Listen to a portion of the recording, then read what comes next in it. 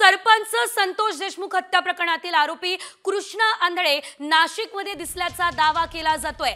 नाशिकच्या गंगापूर रोड परिसरातील सहदेव नगरच्या दत्त मंदिराजवळ कृष्णा आंधळे दिसला असा दावा आहे। पोलिसांचं पथक परिसरात दाखल झालंय। कृष्णा आंधळेचा शोध सध्या सुरू करण्यात आलेला आहे। हा कृष्णा आंधळेच आहे का हा सवाल उपस्थित झालेला आहे। त्यानं मास्क लावलेला होता अशी देखील माहिती सध्या मिळतेय। पांढऱ्या रंगाचा मास्क त्यानं लावलेला होता आणि नाशिकमधील गंगापूर रोड परिसरातील दत्त मंदिराजवळ कृष्णा आंधळे हा दिसलेला आहे।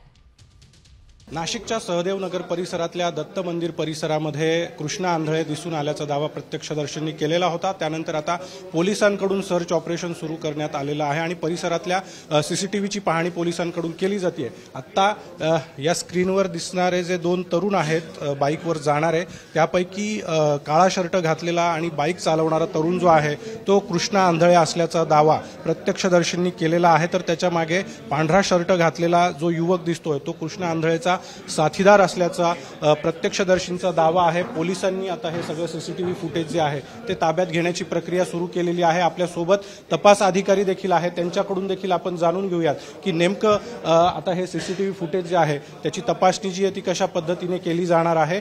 पोलिसांच्या तपासामध्ये नेमकं काय समोर येत आहे हे देखील पाहणं महत्त्वाचं असेल। कॅमेरामन प्रवीण काळबांडेसह अभिजित सोनवणे, साम टीव्ही, नाशिक।